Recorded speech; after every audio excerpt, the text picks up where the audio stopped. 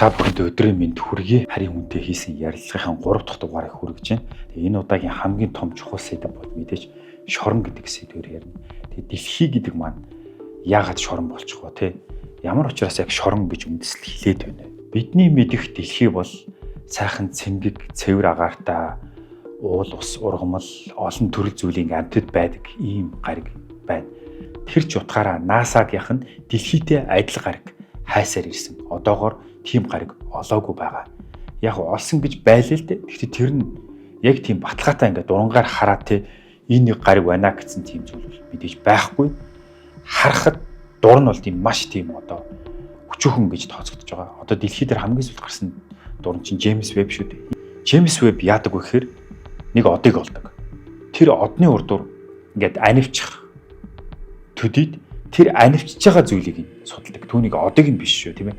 Тэр анивчж байгаа зүйлийг судалдаг. Энэ анивчтай хэр удаан явж өнгөрөв, хэр давтамжтай урдуур нь анивчва гэдэг зүйлийг одон орон судлалын талаар би бол тийм сайн мэдэхгүй л дээ. Гэрлийн хэлбэлцлээс нь харж нараа яг жил дэлхий шиг 365 хоног тойрд юм эсвэл 500 хоног тойрд юм эсвэл 200 хоног тойрд юм гэх мэтчлэн ийм судалгаануудыг бол хийдэг. Дэлхийтэй ийм гаригууд адилхан байж болно. Ийм дагуултай байж болно.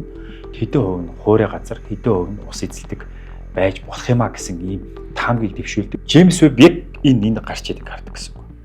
Харин түүний урдуур гариг гэрэлтгүй шүү дээ. Од гэрэлтдэг. Од буюу нар. Яг түүний урдуур нэг гариг өнгөрвөл тэр анивчна. Тэгээ тэр хэр удаан анивчж байгааг тодорхойлоод тэр гаригийн массыг түүний одоо бүтцийг нь тодорхойлдог гэсэн үг. Тэгэхээр одоогоор бол дэлхий дээр яг шууд ингээд хүний чэ зургийг дарцсан юм шиг гаригийг бол тэгж харцсан зүйл бол байхгүй. Миний түрүүн үзүүлсэн жишээний адилаар л хэмжиж үзээд энэ гариг дэлхийтэй адил байх боломжтой. Habitable zone гэж хэлдэг тийм ээ англиар. Яг тэр нарлууга хэтэрхий ойрхон биш тийм ээ. Эсвэл бархас бат шиг хол биш. Өөрөөр хэлбэл бууд гариг шиг ойрхон биш. Яг тэр тохирсон хэмжээндээ байна уу гэдгийг л судалж үзэж байгаа. Ингэсний үндсэн дээр дэлхийтэй адилхан гариг байх боломжтой гэж тодорхойлж байгаа болохоос биш. Яг дэлхийтэй адил гаригийг бол хайж олоогүй. Хамгийн гол чухал зүйл маань юу гэхээр харийн хүнтэй хийсэн ярилцлага номныхаа дэлхий бол шорон гариг гэдэг сэдвээр ярихыг хүсэж байна л да дээш. Яагаад шорон гариг гэд нэрлэж вэ? Эерл юу гэж хэлсэн бэ гэхээр дэлхий бол шорон гариг. 1947 оны 7 дугаар сарын 26 харийн хүний мэдүүлэг. Дэлхий бол галактикийн төвөөс аслагдсан зайд орших, ашиглах боломжгүй зөвхөн зогсоол төдий ашиглах боломжтой гариг юм. Нэмж дуртахад дэлхий бол угаасаа маш тогтворгүй гариг юм. Энэ нь тогтвортой соёл иргэншил, суурьшил эсвэл байнгын оршин суухад тохиромжгүй. Нэг хэдийгээр дэлхийг харахад хатуу төлөвтэй гариг боловч шингэн халуун лав дээр хөвж байдаг нэмгэн газрын гадаргатай аюултай газрыг элтгэн. 2.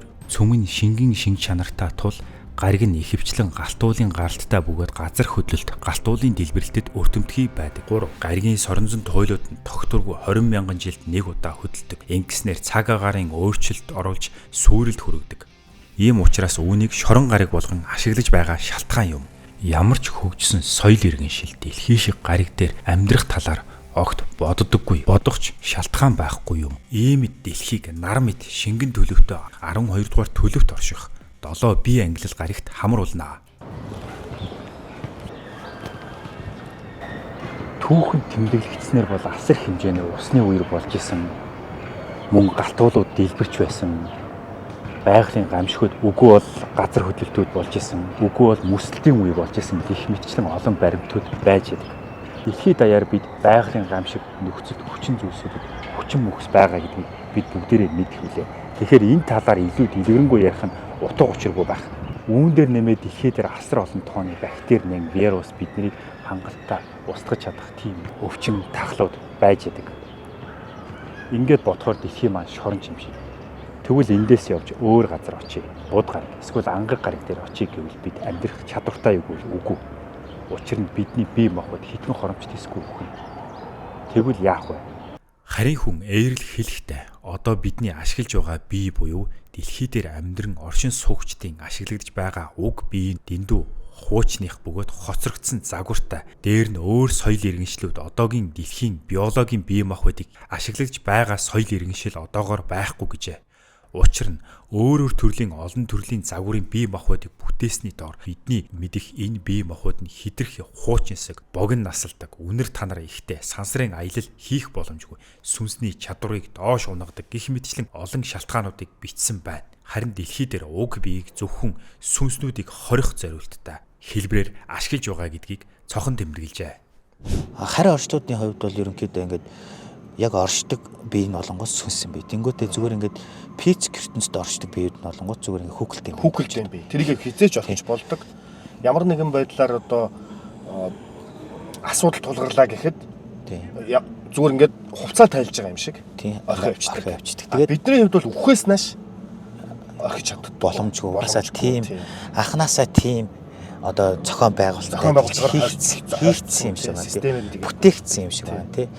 Тэгээд одоо ингээд одоо тэр аярлын хэлж байгаагаар сүнсэн биеэрээ тэгээд ингээд өөрийнхөө хүснээр одоо өөрийнхөө тэр сүнслэг энерги юм ч юм уу тийм бүтээсэн тийм юундаа ингээд оршиж яадаг. Тэнгүүтээ ингээд физик юм хэмжээст ороод ирэхээр ингээд одоо ажил үүргээ гүйцэтгэлэх нэг өөр бие эргэлж байна. Тэнгүүтээ гариг дээр оршио гэх юм бол одоо нэг өөрийнхөө хүссэн загвараар зохион бүтээсэн ч юм уу те хийсэн тийм нэг юм тийм биеийг өмсөж чинь те.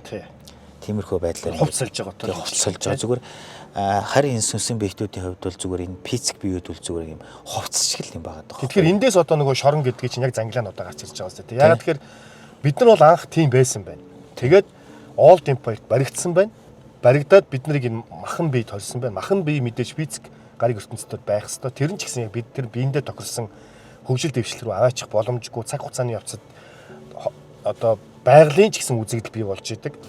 Тийм байгаль дээр болгоод махан биеийг нь хооронд нь алдцуулах системийг бий болгоод тэгээд тэндээсээ өөрөө чөлөөтэй гараад явах боломжгүй оюун санаа чадамжуудыг асчаад ингэхэр чинь одоо шорон болчихж штэ. Гэтэл ээрлийн үед шорон биш байгаа даа. Ээрлийн үед бол хүссэн үедээ хүссэн гариг дээр очдог, хүссэн үедээ ажиллаа орхидог, хүссэн үедээ бие хувцс шиг сольдог төрөл бүрийн хувцс одоо бийс байдаг гэж байна шүү дээ. Сансар окторгуу цэргийн зорилгоор ажилладаг. Цэргийн хүн болыг цэргийн тиймэрхүү юм хөөөх юм бол цэргийн янз бүрийн дэвшилт тийм механик бүр орчлон ертөнцийн хамгийн дэвшилтэд тийм металлуудаар хэдэн мянган жилээр одоо тэгж боловсруулсан тийм юуш нэвтрэх хэрэггүй те одоо жинхэнэ нөгөө үлгэр домгийн кино нөгөө уран зөглөлт кинон дээр гаргадаг шиг л тиймэрхүү биеуд байгаа гэдэг байгаа шүү дээ те.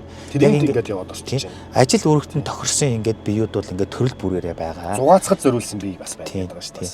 Тэгээд тэр биеуд нь физик ертөнцид бол наслах хугацаа нь бол хязгааргүй гэдэг байгаа шүү дээ. Тэгээ орж сүнсэн биеэрээ орж харах нь ч бас одоо хизээ дуртай үедээ.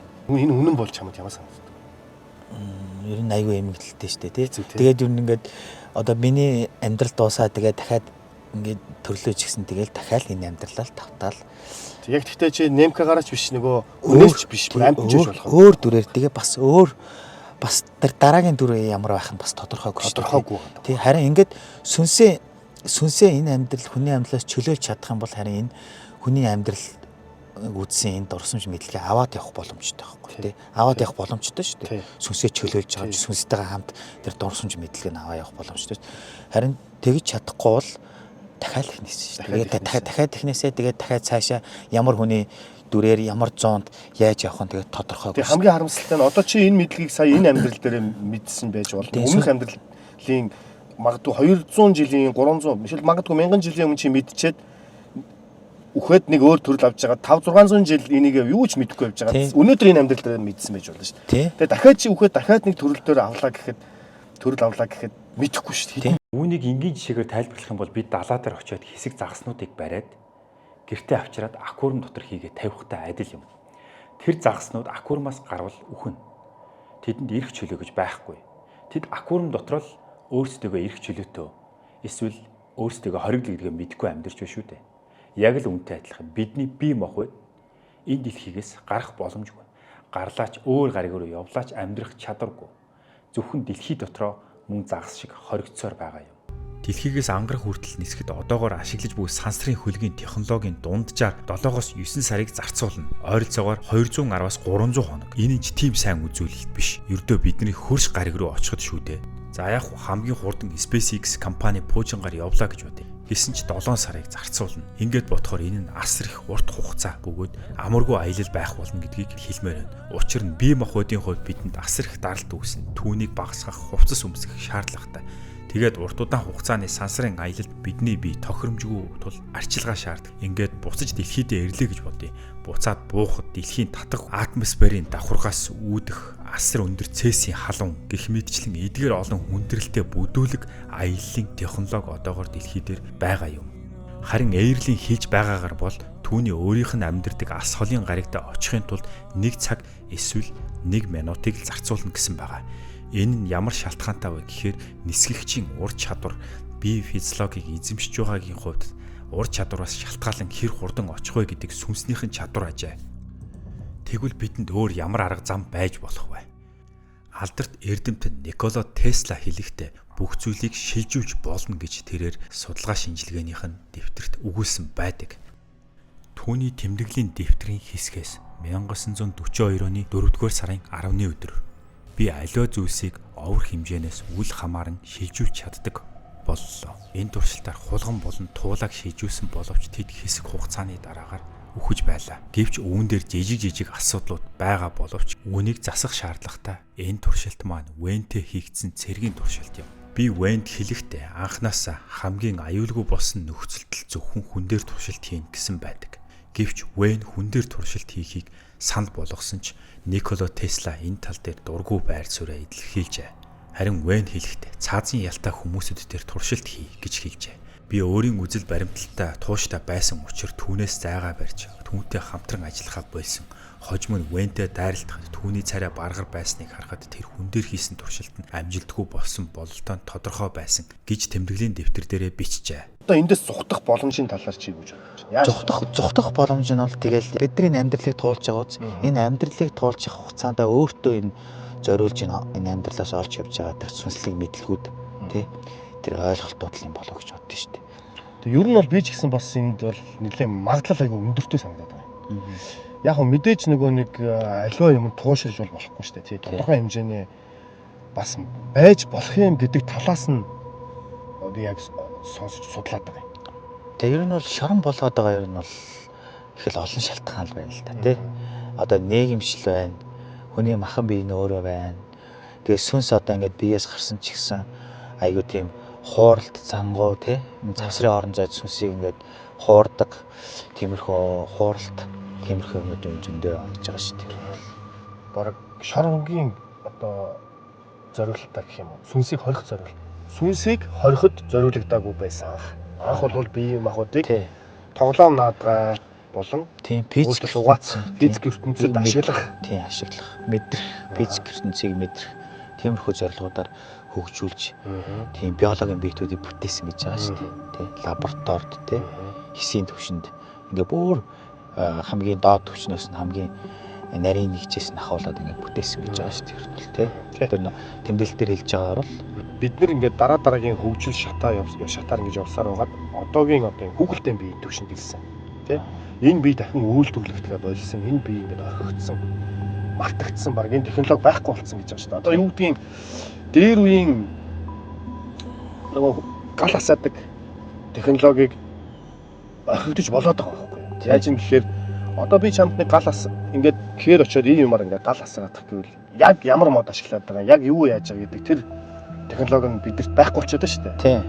Тэгэхээр өөр технологиор бол асаагаад байна. Тийм зүгээр аюу амар болцсон тий. Яг тэрүүнтэй ижилхэн одоо сүнс хүмүүсийн сүнснүүд санаагаараа нэгдчихэд за одоо хэдүүлээ энэ сүнснүүдийг боолчлаа. Өөрсдийнхөө эрх ашигын төлөө зүтгүүлээ. Тий. А тиймийн тулд эдний оюун санааг нь асчээ. Тиймийн тулд эдний одоо нэг чадамжуудыг арилгая. Ингээд чадамжгүй оюун санаагүй болтсон одоо өмнөх дурсамжаа гээцсэн мартагдуулсан тэрэн дээр нь махан бие торчхоор ёстоор шорон болчихжээ. Өөрийгөө Тэгээд махан бие төрчгоор өөрийгөө сүнс юм уу одоо махан бие юм уу гэдгээ ч ялах болчихж байгаа байхгүй тий бас дээрээс нь Хамтран ажилласан Зүг караоке. Та караокед захиалга өгөхийг хүсвэл утасны дугаар руу залгана уу? All Empire ч нэг юм системийг болгоцсон дэлхийд дээр. Ямар систем байгаад байгаа юм гэхээр тэр нь ингэдэг бие биенийг алж устгах. тий. Одоо хүн ямар нэгэн чадамжинд хүрэхийг хүсэхгүй шүү дээ бид нар. Тий. Оюун ухаан нь тэлээд илүү энэ сүнсний хөгжлөө хайсан тийм замнал руу оруулах сонирхолгүй. Бие биентэйгээ дайн тулаан хийдэг, бие биенийг аль болох алж устгаж байж ингэж бие биентэйгээ тэрсэлдэж ингэж байгаа хүмүүс чинь яаж тэр нөгөө сүнсний хөгжил дотоод төрхөн сургаа ажиглах тийм завдал өгөхгүй. Тийм системийг бий болгоцсон гэж ээл бүр тэрийг аягүй тодорхой хэлж байгаа байхгүй. Тэгэхээр сүнсний хөгжил рүүгээ анзаарч чадахгүй хүн чинь яаж сүнсэн биеэрээ бие махбодоосоо бас гарч чадах юм бэ? Ягаад тэгэхээр тийм чадамжийг нь дараад нь шүү дээ. Энэ систем нь өөрөө бас дараад байгаа. Одоо яг тэр дээр чинь ингэ нэмээ хэлэхэд зүгээр тэр хөгжил төвшлээ хоорондоо ингээд нэг дайтах тий. Одоо нэг манаа улс, танаа улс гэдэг тийм нэг иймэрхүү хуваагдал тиймэрхүү байдлаар хоорондоо нэгдэх юм бол эргэж юмаа санах гад байна тийм үү? Эргэж юмаа санаад бие биений тусламжтайгаар дэлхийн ертөнцийн хөгжил сайжрахын хэрээр магадгүй ухамсар сайжирч болно. Тэр хэмжээгээрээ сүнс биенээсээ гараад тий ухамсарын нөгөө өндөр түвшиндээ эргэж очоод боломж бүрдэх магадлалтай шүү дээ. Ингээд шатаар тий. Гэтэл тийм шатаар явах боломжгүй энэ тэр нэг тойргон дотор оруулаа ийцсэн. Дайн тулаан бие бинийгээ дарж сөнөөж бие биенийхээ дээр гарах гэсэн юм алаан дунд оруулж агаад хөгжихгүй явах тэр цаг хугацаан дээр очих гэж итэл эргээд нөгөө дэлхийг галуу юулээд ингээд байхгүй болдог. Юу нь байхгүй болчихдог. Одоо хөгжлийн тэр оргилдоо хүрэх цаг хугацааг олгож өгдөг. Тийм. Ерөөсөө ингээс нэг тийм далд ухамсараас сэргээгээд зүхтэж чадсан сүнслүүд байна уу? Нэрлж чадахгүй тийм хүмүүс гэж боддог гэсэн тийм таамаг байна уу? ер нь одоо ингээ гэгэрл гээл ярьдаг штеп. Одоо гэгэрл төрж байгаа тиймэрхүү хүмүүс одоо энэ бурхтууд ч юм уу эсвэл юм нэг юм цаанаасаа тийм нэг онцгой төрсэн хүмүүс байдаг штеп. Тиймэрхүү хүмүүс бол тэр төвшөнд одоо сүнсээ чөлөөлөх тийм төвшөнд хүрсэн байх гэж боддог штеп. Би бас яг наадтай санал нийлээд байгаа. Жишээ нь Сидхарта гэдэг юм шүү дээ. Бурхан багш байдаг юм уу? Эсвэл тэр нөгөө хятадын нэг хүний тухай ярьж илээ. Би хальт 1-2 удаа сонсоод өнгөрсөн болохоор хин гэлээ. Хятадын Лао Цзи лөө. Тэр хүн чинь бол бас зүхтэж гарцсан гэж яриад байгаа шүү дээ. Хүнсэр тал руугаа. Тариачин хүн гэдэг байгаа шүү дээ. Одоо тэр нь сатарах зүйл баг те. Тэр нь одоо яг хүн болж төрчөөд хүн болж өхөж төрөөд байгаа тэр амьдралынхаа утга учир шалтгааныг одоо яг амьдралынхаа турш хөөцсөн гэсэн. Яг өөрөө танин одоо нэг жоохон тийм нэг юм ухаарл сэхэрл маягийн юм аа тэрнээсээ дамжуулаад ингээд тэрийгэ хөөж явсараа. Тэрийг зориг болгох. Тэрэндээ хүрсэн материалын зүйлийн төлөө биш. Материалын зүйлийн төлөө биш. Зүгээр өөрийнхөө энэ хүн болж төрж өгөх байгаа энэ учир шалтгаанаа л таньж одоо тэр амьдралын үннийг хайгаал ерөөдөө яваад тэр зоригтой л хүрсэн хүмүүс гэсэн үг шүү дээ бол тийм. Тэгэхээр тийм сүнснүүд бол гараад энэ махан бие орхиод явхаар одоо чөлөөлөгдөж юм ярьж байгаа шүү дээ тийм. Гэхдээ нэг асуудал байгаа шүү дээ. Энэ шорон гаргийн ажилтдаг нэг бас нэг систем байгаа. Яадаг вэ гэхээр хүнийг үгсний дараа сүнсийг нь гипноз буюу одоо тийм төхөөрөмж ховсдож авчираад эргүүлээд махан бие рүү шийдчихдэг. Гэхдээ тэрнээсээ өмнө оюун санааг нь арчиж тийм өмнөх нэг амьдралын туулалтын туулалт дорсомжийг арчаад тэгээ шинэ уураг тарих угаасаа шинэ төрөл авахар шинэ уураг тарих эхэлж байгаа болохоор тий дахиад шинэ ийм амьдралын замналыг дахиад бий болгох. Тэгээ бид хүмүүс бол ер нь хүний амьдралын ганц олдох хүний амьдрал гэж ер нь ойлгоод байдаг шүү дээ тий. Гэхдээ яг үндэ сүнсний хувьд бол сүнсний талаасаа сүнслэг талаасаа бол хүний амьдрал чинь зүгээр дахин тавтагдаад байгаа үл явчихгүй. Тэгээд одоо нэг бурхан бодлагын хэсэг байдаг шүү дээ. Хүний амьдрал бол хоосон чанартай зовлонгийн орн гэдээ хэлсэн байдаг шүү дээ тий. Яг таарж байгаа тий. Жишээ нь буддын шашинд юу гэж хэлдэг вэ гэхээр 6 зүйлийн амтан өөр ертөнцид амьдрнаа. Зарим нь там тий, зарим нь бэрдийн ертөнц, гандан деважингийн орн гэдэг ингээд та бүхэн сонсч л байсан баг. Өөрөөр хэлбэл сансрын хүрднээс бид нэр ангижрах гэж буддын шашинд хэлдэг. Энэ замб твээс ангижрах. Энэ эргэлдэх, энэ цикл тойрог, энэ эргэлдэх хүрднээс ангижрах. Эргэлдэх хүрд гэдэг нь юу хэлээд байна вэ гэхээр үхэл төрөх гэл ихээ эргэлдэл яваад байдаг. Үүнээс ангижран гарах тухай буддын шашинд ч гэсэн зааж сургадаг, үүний талаар ч гэсэн ярьдаг. Мэдээж үг, хиллэг, номлол, айлтгалууд нь жоохон ондоо боловч утга санаа нэг гэж хэлмээр. Ерөнхийдөө эртнээс энэ бүхэн маань нэг л зүйл байсан байгуул яах вэ? Бид түүнийг заавал шашин гэж олон төрөл зүйлд хувааж ангилж танаа манаа гэж ангилж байсан байгуул яах вэ? Гэвч бидний ойлгодог бүхий зүйл бидний мэддэг тэр зүйлүүд маань энэ тэнд шашинд өөр хэлбэрээр өөр сургаалаар өгөгдсөн бол яах вэ гэдэг асуулт гарч ирж байна л да. Бид нарыг ингээд дахин төрөл ахуулаад идэг тийм ийм төхөөрөмж ажилладаг гэдэг байгаа байхгүй тий. Үхлээ шууд тэр сүнс мэдрэгч тэр төхөөрөмж нь ажиллаад гипноз болон ховсын аргаар өөртөө татаж авчираад оюун санааг нь алчаад дараагийн одоо физик бий рүү шийддэг. Тухайн физик бий нь юу ч үж болно. Бүр амьтан руу хийж халим одоо халимын биед нэг чадварлаг офицер нь халимын биед орж ирэхээр бид нар одоо халим байтугай шавж хорхоонд ч хүртэл орох боломжтой байгаа байхгүй. Хэдэн ч удаа ороо явж исэн. Хамгийн ойрхон гэдгээр нь бурхан багш яриад шүү дээ хоёлаа тий. Буддийн шашинтай тэрнээс сурчлагаа биш тий. Бурхан багш өөрөө хэлсэн байгаа шүү дээ буддаас Сиддхарта. Өмнөх төрөлдөө бид өв торхоноос ахуулаад Тэнгэрийн маш олон төрлүүдийг ч гэсэн авч исэн тий. Унж босоод ингээд явдаг гэхээр ер нь бол энэ физик бие рүү шиддэг. Дараа нь тэр нэг тодорхой хэмжээний сүнснүүдийг ялгадаг бас сүнсний оронгууд бас байгаад байгаа шиг байна тий. Оюун санааг нь асчуул зугаац ингээд буулж агаад ингээд юм янз бүрийн орон руу шиддэг юм шиг санагдав. Тий, ер нь ингээд нэг тийм амьдралтай гариг болгон тий амьдралтай гариг болгон дээр тэгээд ингээд дээр нэг юм хэмжээст өөр юм одоо тийм энергийн маягийн тийм хэмжээст угаасаа нөгөө сүнс чинь өөр энергийн тэр гаригаа хариуцсан тийм нэг юм сүнслэг оршихуунаар байгаад байна. Тэдний бид нар бурхан одоо сахиусан тэнгэр ч юм уу тиймэрхүү байдлаар ойлгоод байгаа байхгүй да. Ерөнхийдөө сүнс гэж бол байдаг юм байна гэдэг би өөр тэрэнд бол итгэл үнэмшилтэй болчиход байгаа. Тэрэнд одоо хүн 100% гэж байдаг бол 100 бас давсан үзэл сэтгэл итгэл үнэмшил гэж байдаг бол би тэрэнд итгээд байна. Сүнс бол байгаад байна.